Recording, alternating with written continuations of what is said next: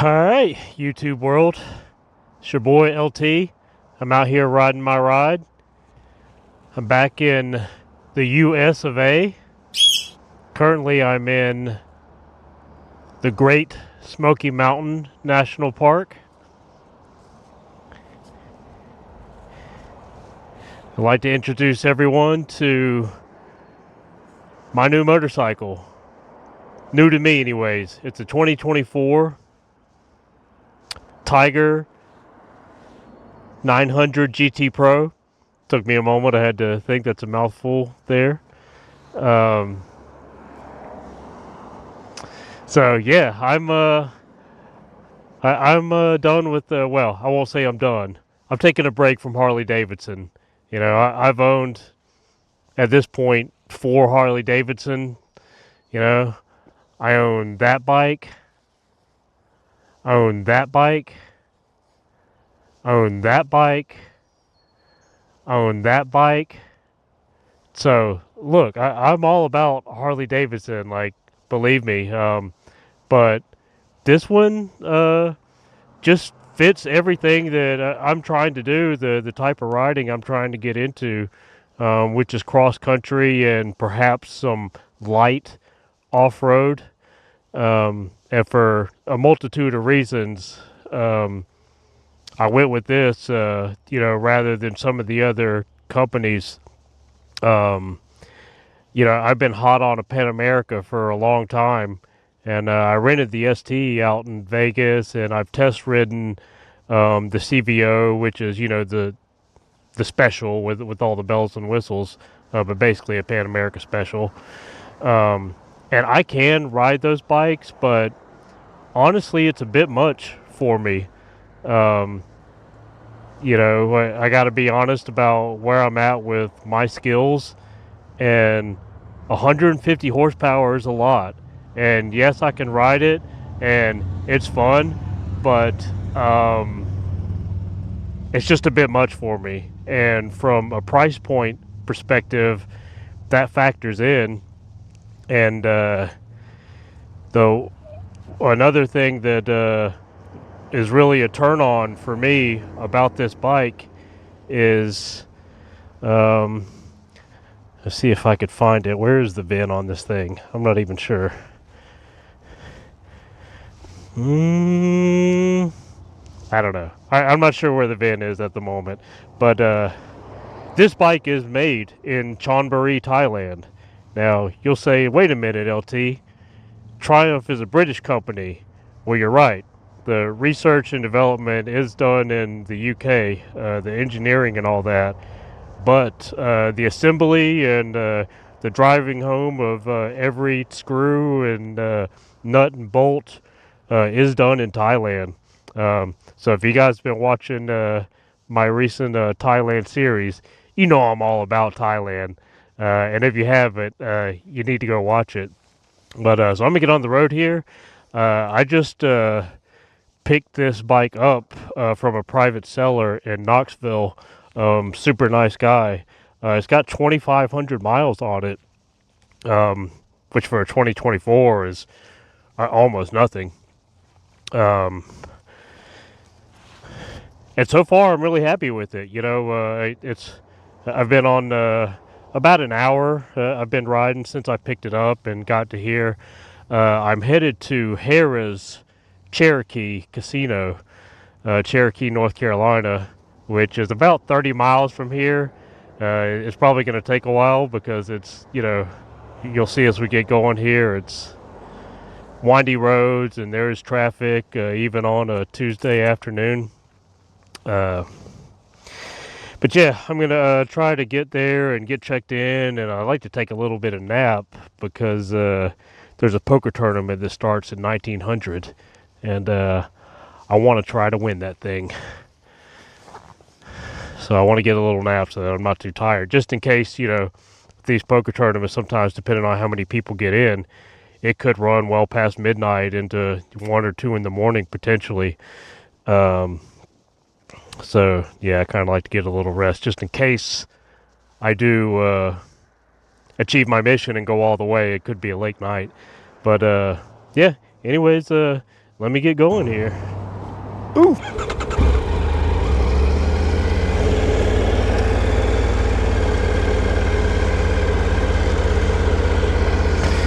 Alright, I don't see anybody coming.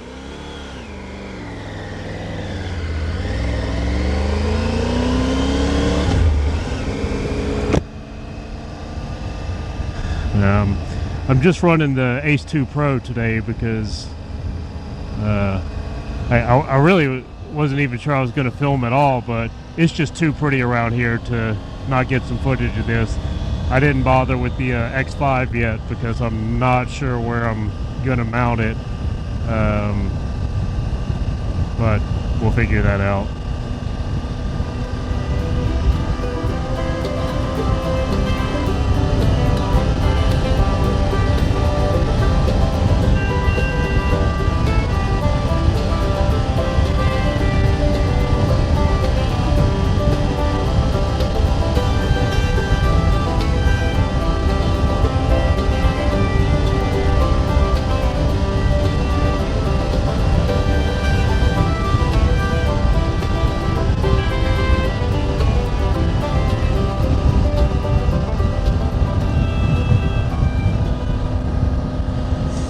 So yeah, when it came to looking at this bike, I went pretty much completely off of reviews from YouTubers. I knew that it was made in Thailand, and that was a selling point for me. Now, 2025 and newer Pan Americas, and I think like all the RevMax bikes, which would include the Nightster and Sportster, I think, are all made in Thailand. But the difference is the price point. For either a Pan America Special or the Pan America ST, you're starting at 20 grand. And for the Special, oh, this is cool right here. I like this spot. Need downshift here.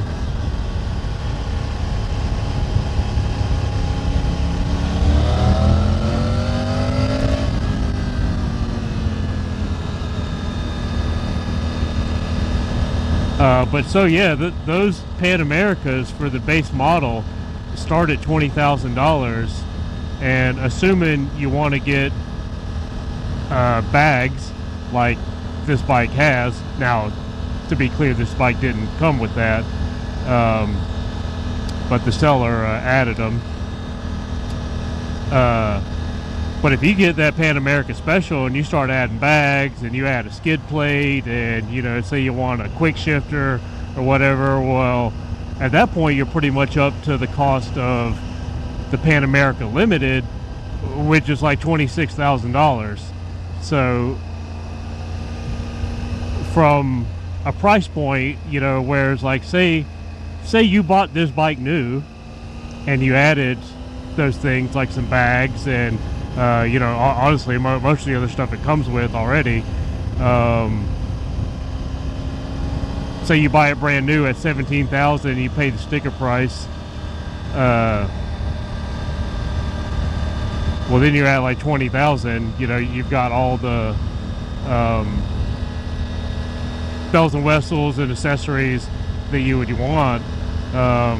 It's just coming in at a better price point. Now, you could say that the Pan America Special is a more direct competition with the Tiger 1200, and that's true. And the Tiger 1200 is in those Pan America prices. So I'm with you there. Apples to apples, you're looking at about the same price point.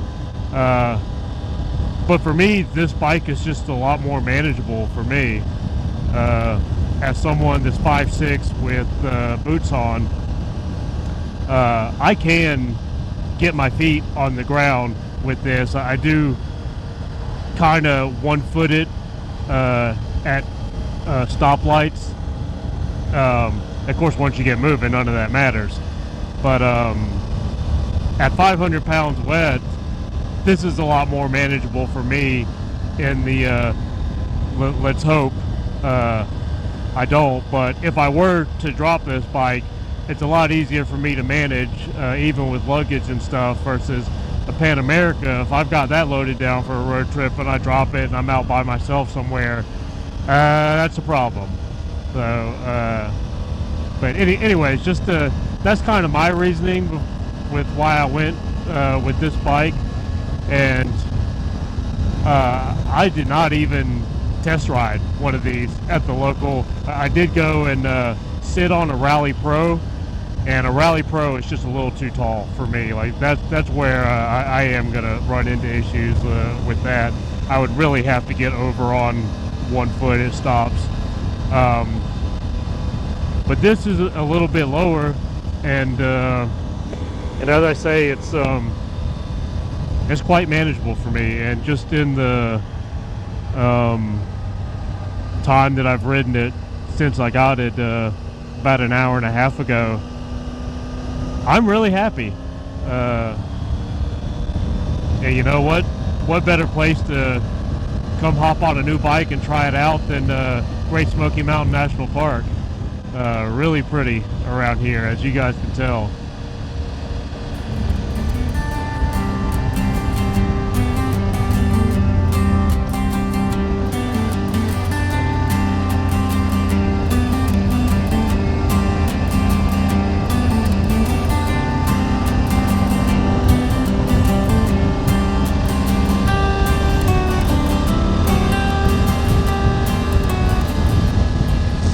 You know, I have to give some credit to Honda, because being over in Thailand and riding that CB500X is kind of what got me onto the... I mean, like I said, I was hot on a Pan America before that, but riding the CB500X, you know, I was like, this... When I say this, I mean the 500X. This bike is actually almost adequate, you know, for like like highway speeds, you know, particularly out west and stuff like that, where 80 miles per hour is the speed limit. And, you know, if it says 80, then everybody takes 5, and a lot of people take 10. So really that means 85 to 90 is the speed limit, or at least is the speed that people are going out west.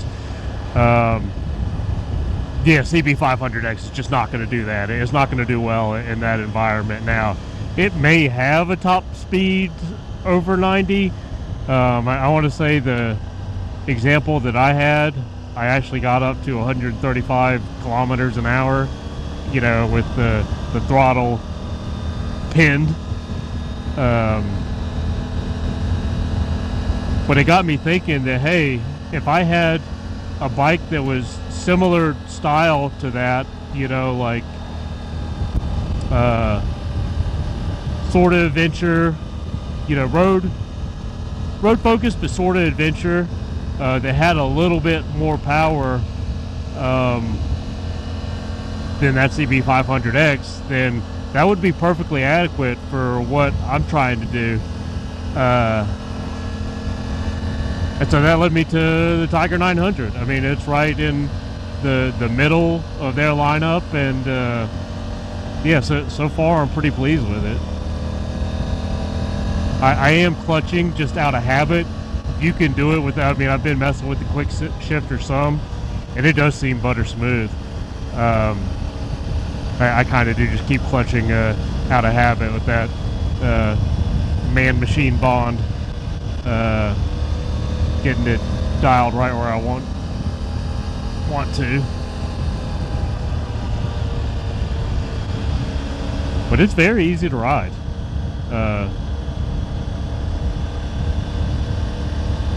I've come to that conclusion based on I'm able to ride it. So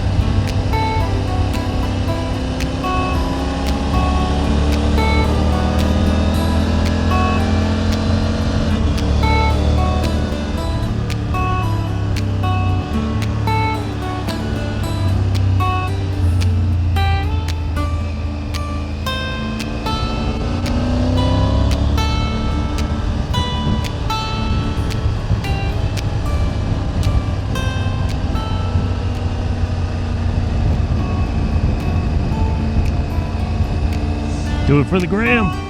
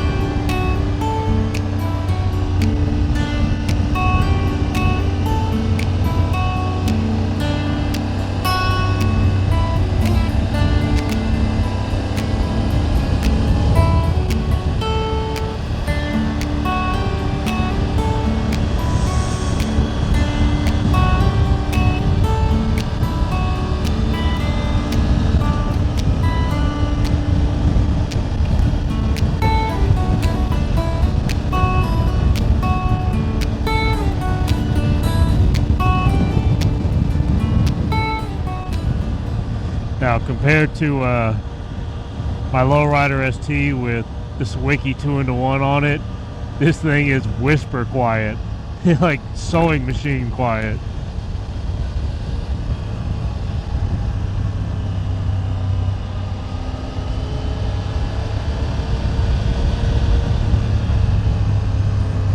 Now, I did find out on the highway that when you spin it up, it does have some grunt to it at the higher RPMs.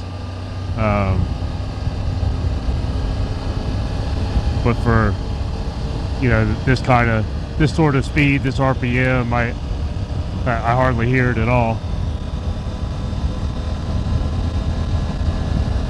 You know, comparatively. Harley comparison now.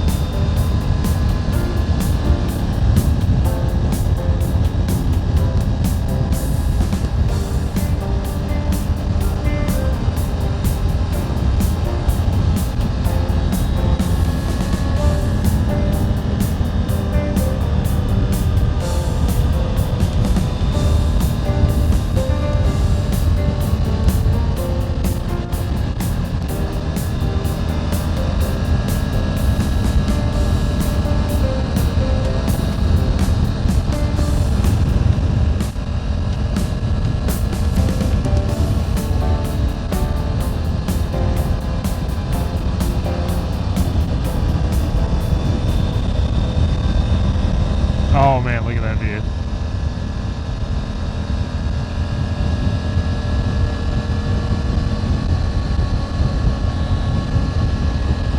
Yeah, if you are a motorcycle rider, which if you're watching this, I'm gonna guess that there's a good chance of that. If you are a motorcycle rider and you've not ridden around East Tennessee, I just got to ask what the hell you're waiting on, because it's awesome up here.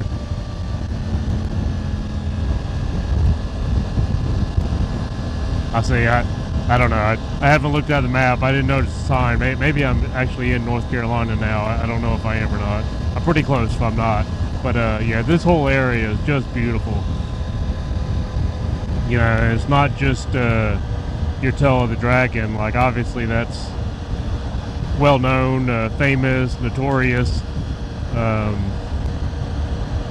But really, every like side road and stuff around here is like just as interesting. It's just not famous, but there's so many pretty rides around here.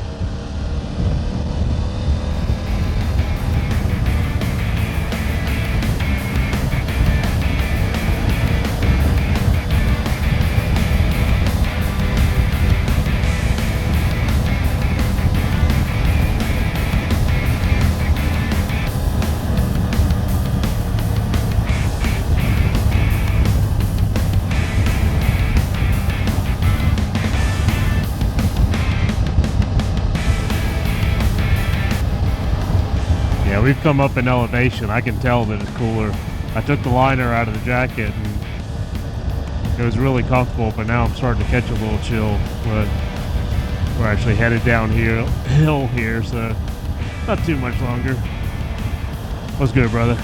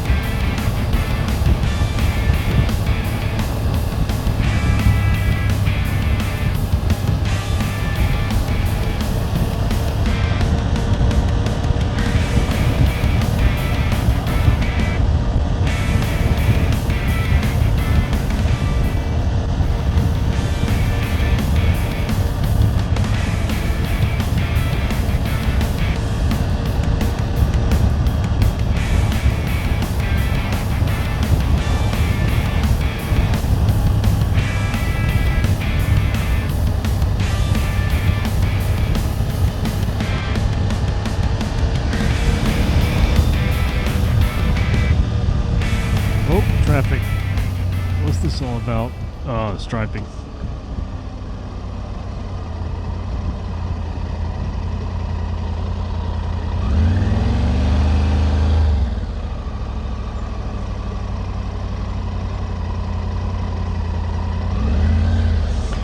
You look off the side there, you see why it's absolutely critical that you pay attention here. Like, there's a lot of beautiful things to see looking around. Like, I'd advise pull over and get a look, because some off the side of the road here in some of these spots is freaking steep and into trees, if you know, or off a cliff.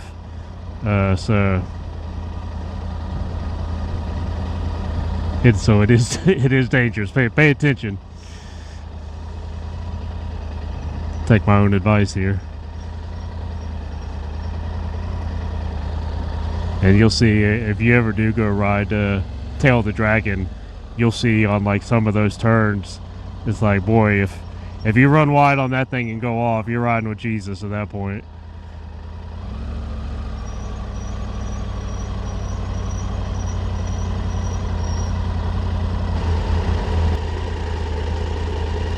I was worried that they were going to be going the entire 20 remaining miles to Cherokee, but they're not here. I think we're going to get going.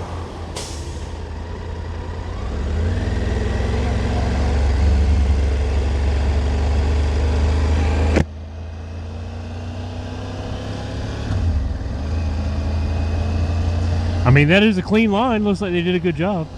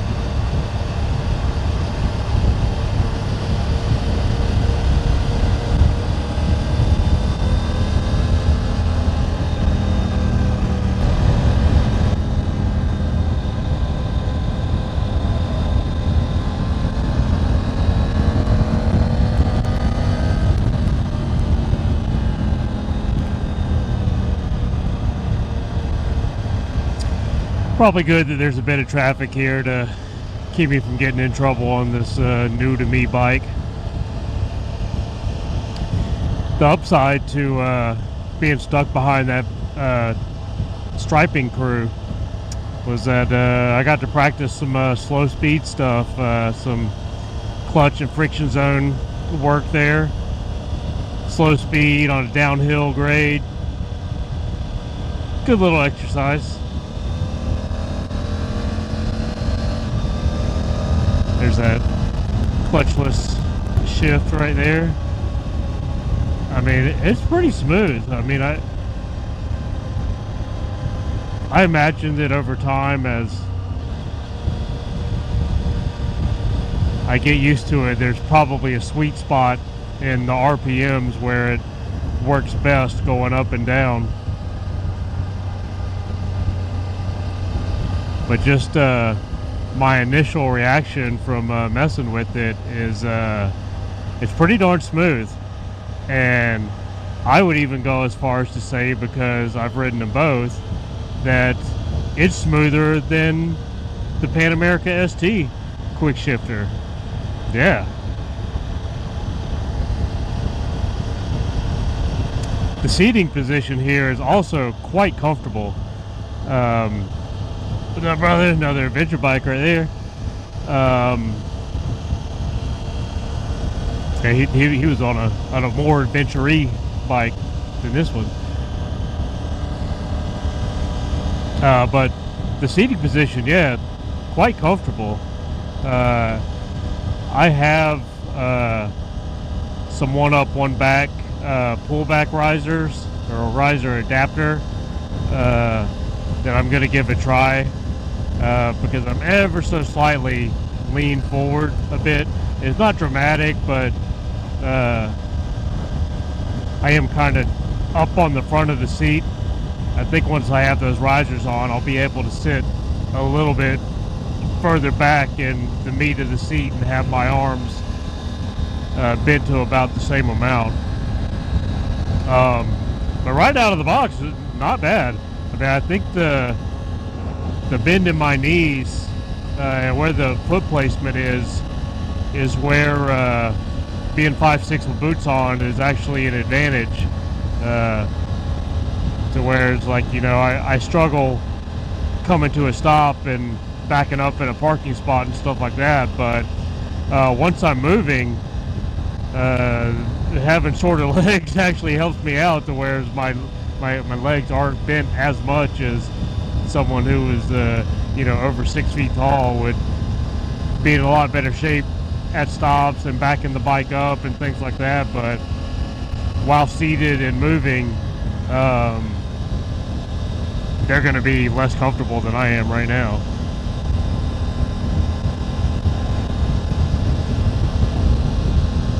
But yeah, I mean, it handles really well. Like, it doesn't take a whole lot of input to, I mean, partly from, you know, being top heavy as compared to the Harleys I'm used to riding, and also being lightweight. In most of these turns, I kind of feel like I just sort of think about like getting my body going that way, and it sort of does it by itself. Like, that was really no steering input. And then a couple times I've been in some turns, I felt like if I get my butt cheek off of the seat in the way that I want to go, or put inputs into the bar, like I actually overdrive it, kind of.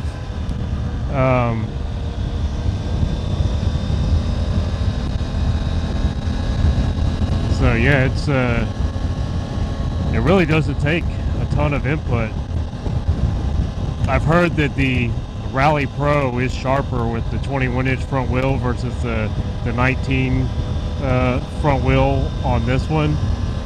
And I've heard some other YouTube reviewers say that it's like, oh, the bike doesn't really want to seem to turn in as much.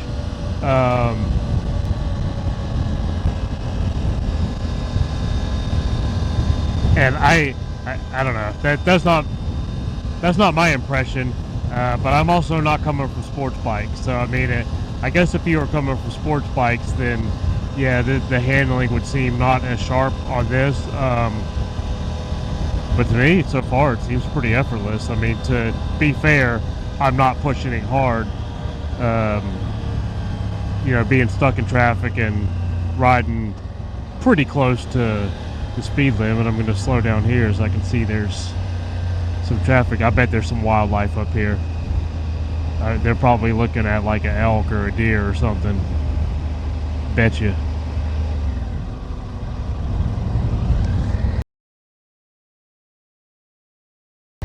Yep. Yep, that's an elk. I didn't see no horns, but although I guess you wouldn't this time of year.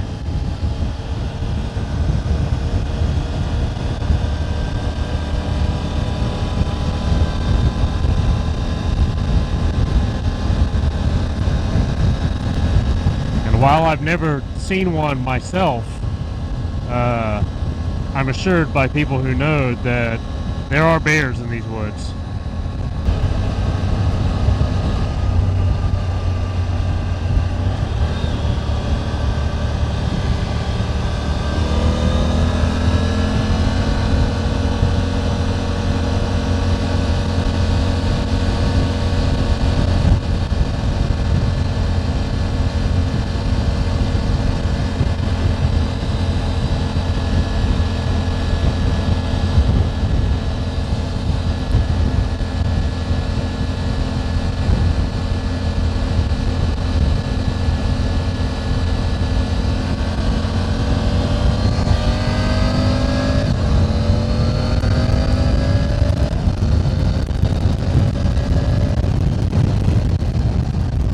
Yeah, so that's some pretty decent get up and go there. I mean, that's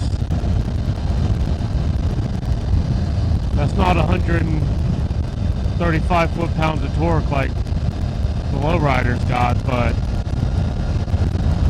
it's pretty good. For pretty adequate for my needs.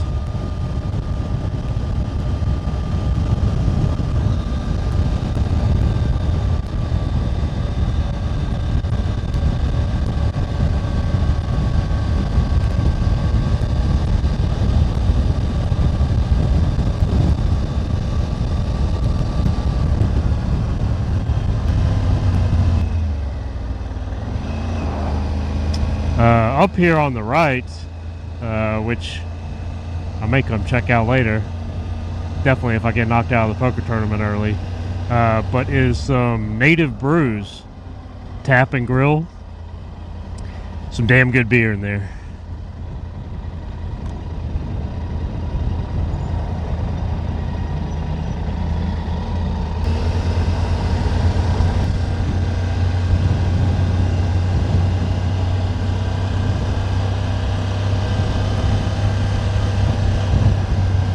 I have stayed here before, and it's a good option on the weekend when the prices at the casino are jacked up through the roof. A lot of people from, just from the area in general, but particularly like Charlotte and Atlanta areas, come here on the weekends, and just your basic room can be upwards of $300. But during the week, like right now, I'm paying $35 all in. It's basically the resort fee, and because they want you to come hang out, and they hope you play. But even if you don't play, you buy food, you spend money on drinks or whatever. Like they're willing to give up during the week, give up the cost of the room just to get you in the door. And this area that we're in, which is partly why they're able to have the casino here, is a band of Cherokee Nation. So it is actual Cherokee reservation land. And you'll see like something like the tribal buildings here.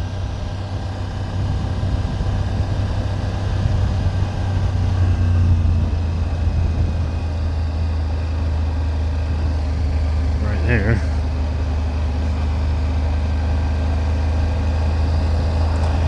inside the Cherokee reservation as well.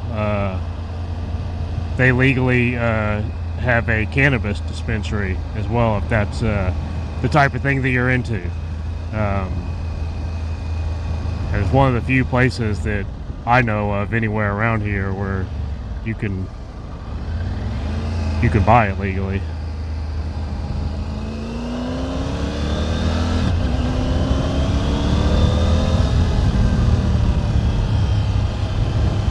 And as we're coming up here, look at that bamboo. Got me feeling like I'm back in Thailand with that bamboo. Yeah, you'll see here there's a river that's going through right here. It's real pretty.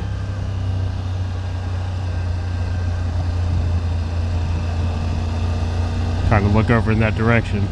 Yeah. Yeah.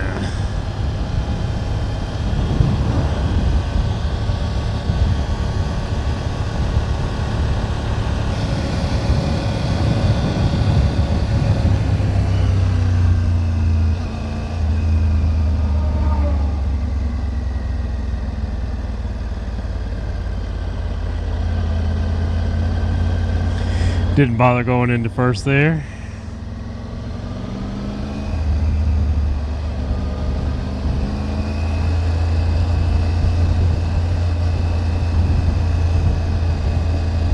Hey, Harley Davidson.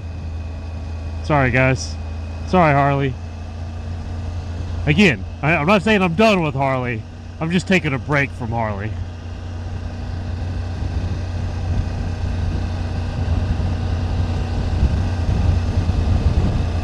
You know, I won't break down every single reason why for you. I mean, I sort of did that already. I'm not to my personal reason for this bike, but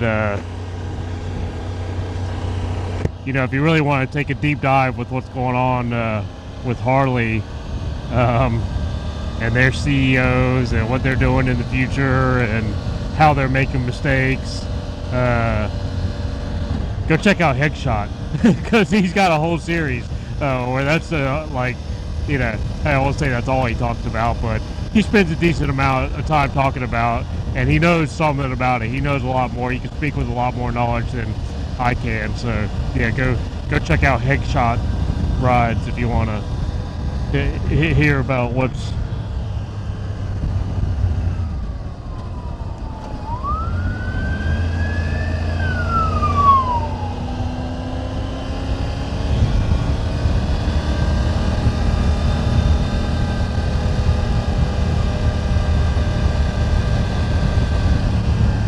side of the bus. Thanks. Oh, is that the way in? Ah, no, hotel's further up. Ah, there you have it. Harrah's Cherokee. Where I'm going to try to win a poker tournament tonight.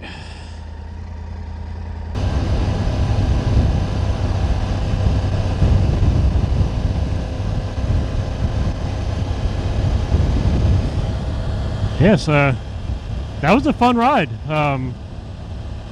Great first ride with the Tiger 900 GT Pro. I got to get better at saying that. I've been saying CB500X so much while I was over in Thailand, but yeah. Tiger 900 GT Pro. Well, let's see, will they let me? Oh, I probably could have just gone right there.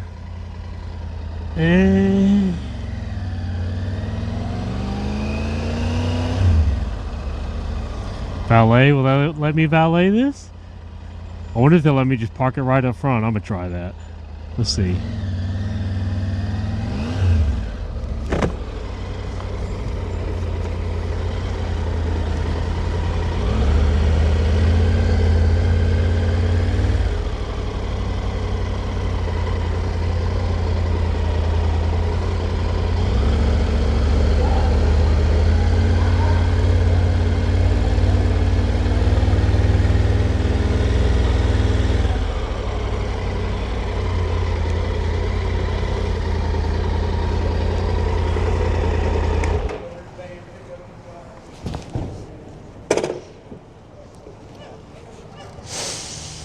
All right, guys.